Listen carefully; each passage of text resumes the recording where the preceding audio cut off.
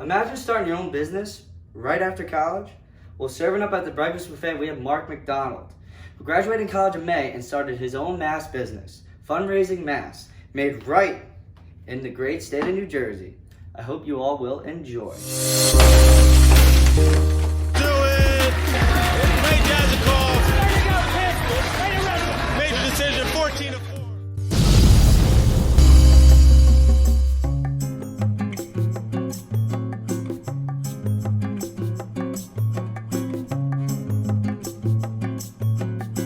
And here we are, my special guest today on the breakfast buffet, the mask man. Look at how awesome these masks are. Marc McDonald. What's up, buddy? How we doing today? What's going on, Ray? Making it happen. And you're still at work. You're grinding. Yeah, still here. Been here since 5 a.m. Probably be here till like 9:30. Yeah, no days off, huh? No days off. Nah, I'm 7 days a week right now. It's been grinding. That's why you're a wrestler, man. Those wrestling mats, man. Yeah, Help dude. those long days, right? Definitely gives you the mindset. It's better than being on a practice mat for 4 hours a day sweating. And you just graduated from Rutgers last year, and you decided to start your own company called Mass Protect, right? Yeah. I just graduated in May actually. So right as all this stuff hit, saw the opportunity. I mean, hate to call it an opportunity because obviously it's not a good situation, but especially in business, you got to make the best out of what you're given. So yeah, making the best out of the worst situation. So that's crazy. So you graduate in May, basically when the pandemic is basically right in the middle of things, right? And you just decided to take this risk and take on this company, right? Fresh out of college. That's an amazing job. yeah, man. I mean, with the last semester going the way it did, I was actually home anyway. So I believe it or not, I started this before I actually graduated. So I hit the begin as soon as this happened in April. I saw it, and I said, there's going to be a need for it. I got to get in now, and fulfill it. So. And get right into it. That's awesome. So you probably had this idea back in April probably March when all this happened, huh? Yeah. So like my dad owns a print shop, so my dad's got connections as far as getting the materials, and I kind of saw an opening. My dad, since I was little, he's always printed on everything from pens to shirts. So I was like, I brought it up to him, and I was like, what do you think about this? And he was, we obviously neither of us really wanted to see this happen, obviously, but he was like, listen, if you think that this is something that you can make work, then you got to go do it. So, and especially protect people, right? Why not protect people? And it's a New Jersey company, right? You do everything right in the shop, right? Everything's in Fairfield, right in my hometown. So that was part of it. I had a job with this company, Fund Services, who I'm actually that's kind of still where my roots are. I got my boss actually had coronavirus, and that was really. He had it early before like really anyone knew what it was. And after that, my brain was firing, and I was like, listen, like we got to we got to do something. So I started it. He sells for me. So he's one of my sales guys, and it's kind of a little bit of a role reversal, but he's a good dude. He's a good dude to be in business with, and we're making it work right now. So definitely. And especially, everyone's required to wear a mask now. So why not support a Jersey business in New Jersey, right? Yeah, always been a Jersey guy. Never wanted to go anywhere else. Obviously, I went to Rutgers, so Jersey's where it's at. Yeah, and you learned a lot, especially in the Rutgers wrestling room. Even just in the sport of wrestling. And how was that wrestling at Rutgers with they're becoming a top program there? It seemed like you were there during the whole transition from into the Big Ten. How was wrestling there? And you had some injuries, right? Yeah, everyone has injuries they got to deal with, you know what I mean? So I came in, I actually went to play football in Monmouth first. I was there for a semester. I wasn't in love with it. I wanted to go back to wrestling. You know how it is. It's a crazy sport. You love to hate it, but you hate to not do it. So I ended up transferring mid-semester. I got to experience all those, I got to wrestle with Pagano, obviously I lost my roommate Sam Cali. So he was my roommate freshman year. Pete Lipari, Anthony Ashnall, Nick Suriano. I had some guys around me that were really, really good guys, and the coaches, they're great guys. Goody's a great guy. Leo, they're stand-up dudes, and they taught me a lot. And I really tried to take what I learned through all of wrestling, through high school, through college, and just keep that mindset and just push it. As I got injured, I knew I was done.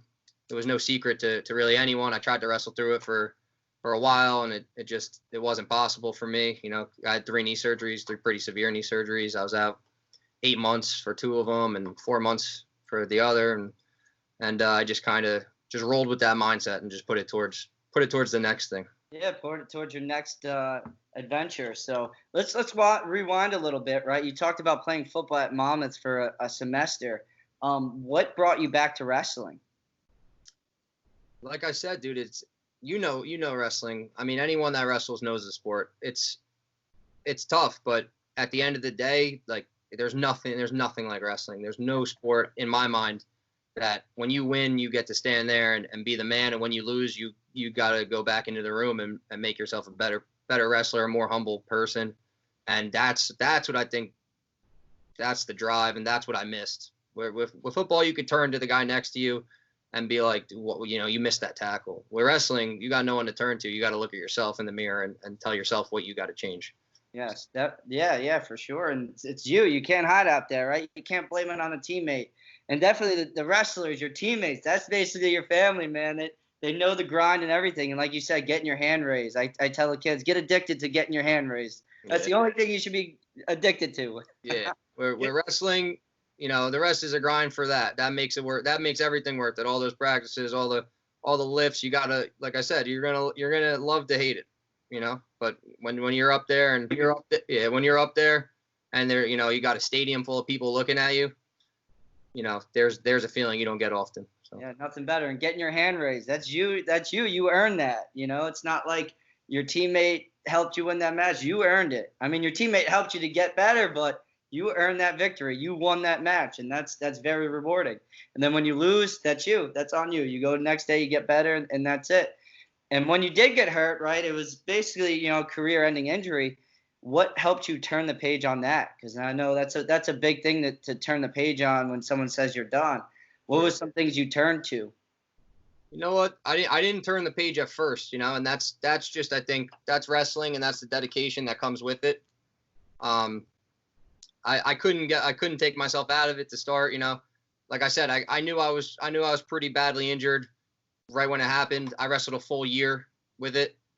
And, you know, my knee was dislocating 3, 4, 5 at the end, 6, 7 times a day. And I just kept putting it back in and kept wrestling. But it got to the point where, you know, I wasn't even a benefit to the team because I couldn't finish a match, you know. So I went and got surgery, came back out of it, went right back to wrestling, you know, got through preseason, and it was the same story that I lived the first time. So, you know, I kind of shifted. I started working. As soon as I was done wrestling, I worked. You know, I worked and that was my wrestling. And then, like you said, you know, as I got closer to graduation, I've always wanted to be someone that owned a business. I always felt like I was the guy that had the passion. That I don't mind working 18 hours. That's the wrestling part of it. I don't mind. I could be here for 18 hours. It really, to me, that's my grind now. So.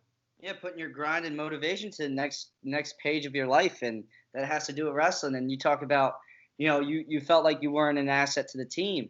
And that's a big quality to have, you know, still being a team player, even if you can't be on the team, right? And, you know, even being with you and around the Rutgers guys, they know you and they still, you know, appreciate you and see you as part of the team, and that's super important.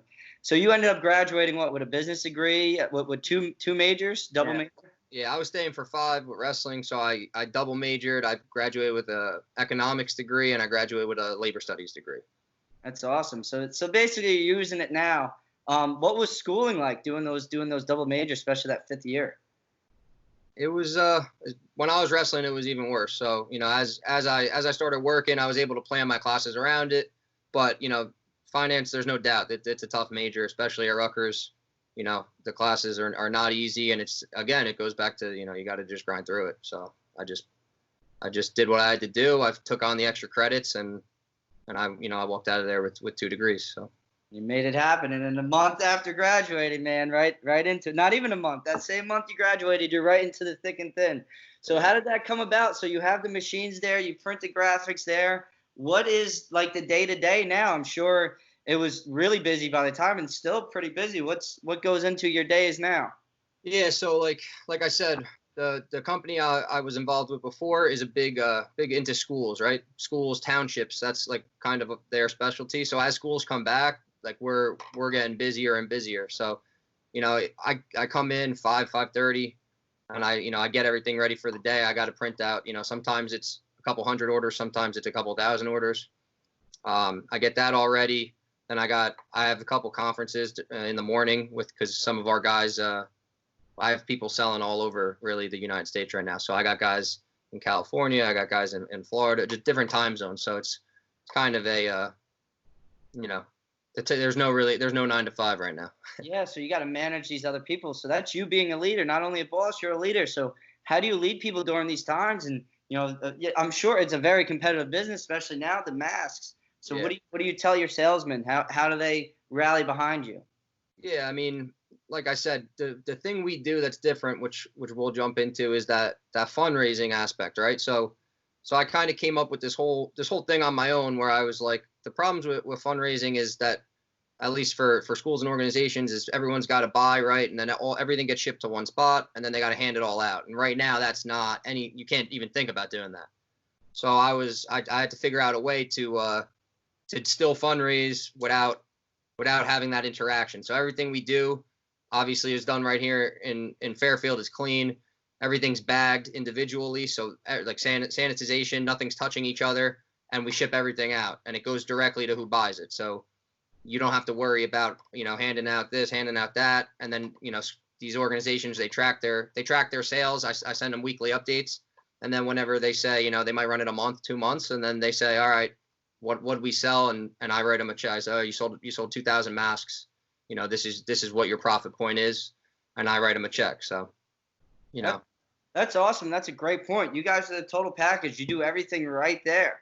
And with everyone not knowing where their masks are coming from, where you're getting it from. You're getting it straight from the source. And I think that's super important, especially in times like this. You want to know if your masks are clean. You want to know where it's coming from. Yeah. You want to support that Jersey business, and these masks are nice, man. You get whatever you want on these, right? Yeah, we do it all. But like you said, I mean, for us, it's nothing's coming from China, from these other places. So it's like, if you need that, right, you call me and you say, I need this mask, you get it in 2 days, 3 days. It's right here. You know what I mean? If you can come pick it up that day, you can come here and see what we're doing, and I'll hand you the mask. It's like, it's that quick. And that's right now, especially in these times, it's something that's needed. So, it's kind of like you said, the full package for us. We can handle from start to end.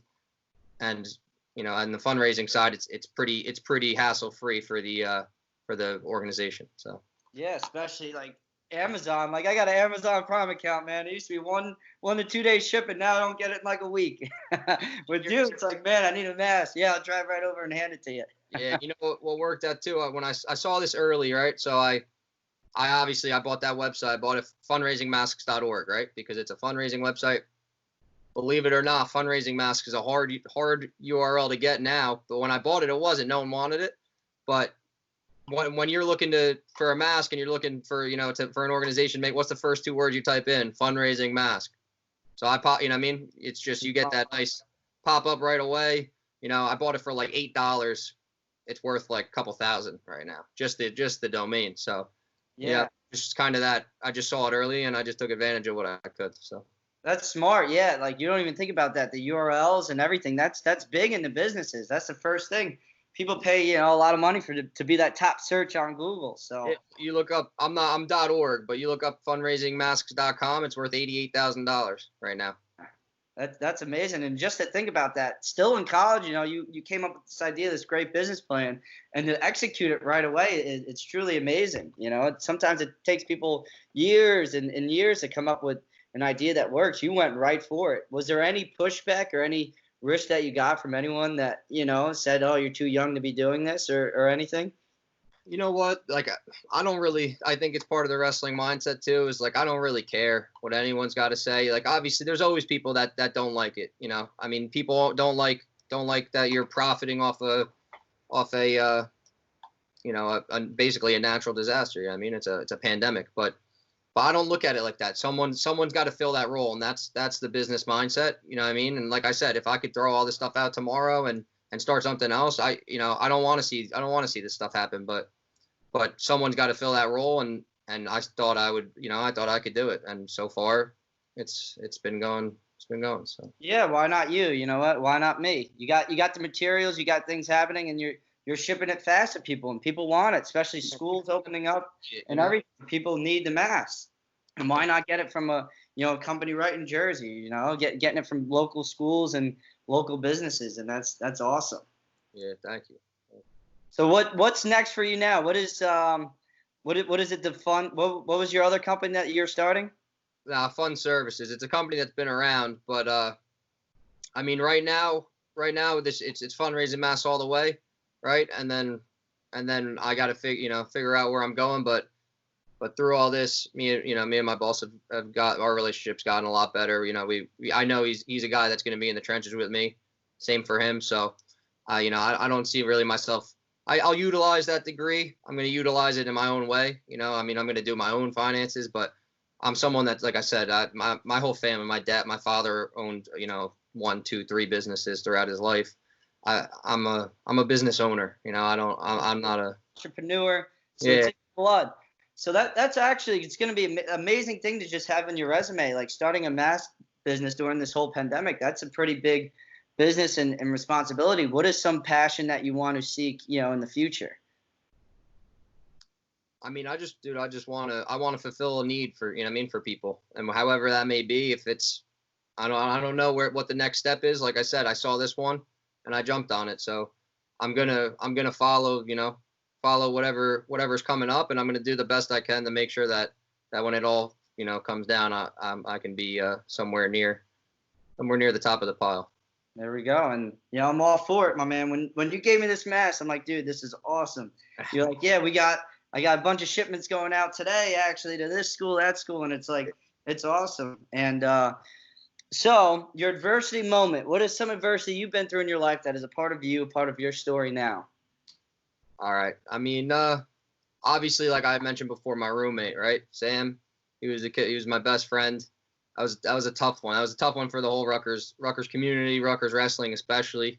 I mean, you saw a lot of a mentality change after that, and some of these new guys maybe don't even know that, but if you were in that room, if you were in that wrestling room, people started putting the axe to the grindstone, and that, I think, honestly, that program took a nice turn there. Obviously, you got Ashnault and Suriano, but all those guys, everyone came together, and that was something. It was really, really tough for guys like me and Jordan Pagano, guys that were really, really close, Richie Lewis, guys that were really close with Sam. But it makes you, you got to accept life, right? You got to be happy for what you have when you have it. And I cherish the time I had with him, and I didn't take it and hit the ground. I mean, I just put my head up, and you got to accept it for what it is. But that was definitely one of the toughest things I ever been through, and it's definitely something that I think shaped me to be a much better,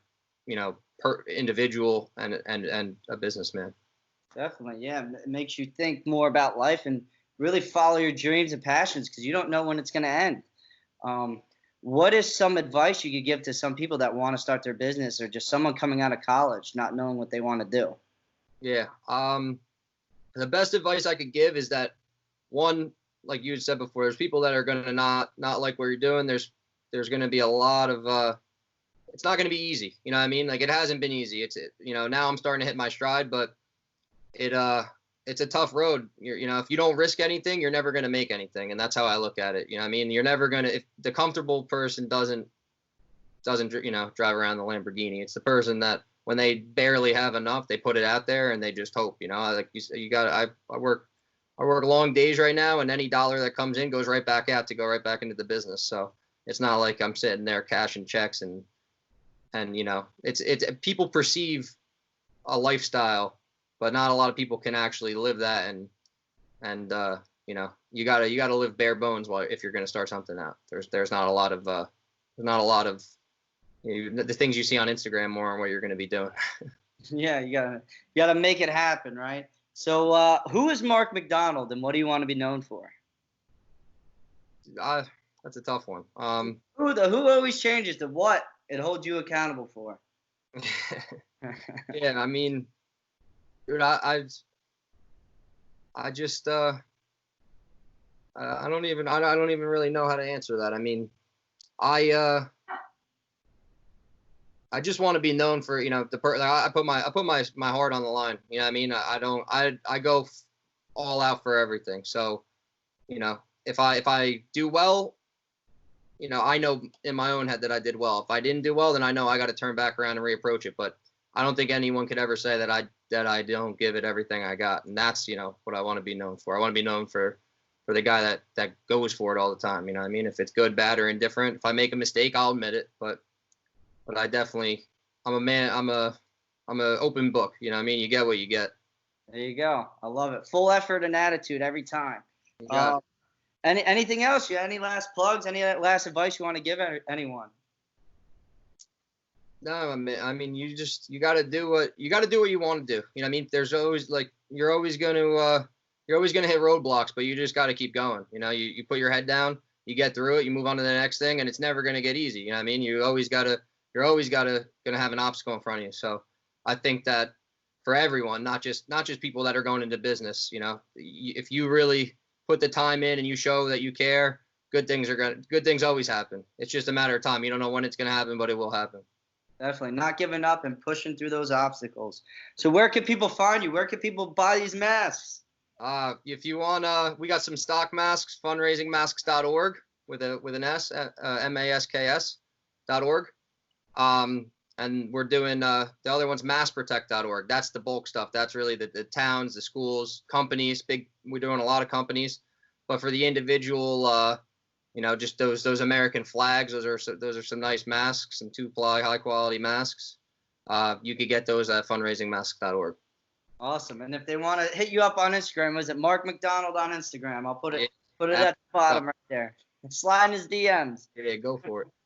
Thanks, my bro. I appreciate your time. I know you're very busy. I know you're working long hours, so I appreciate your time, and I appreciate these masks, my man. Yeah. Get a Jersey mask, made in Jersey. Only the best things come from Jersey, right? Good Jersey, all the way. Thanks, my man. I appreciate you. Have a good night. Great jazz call.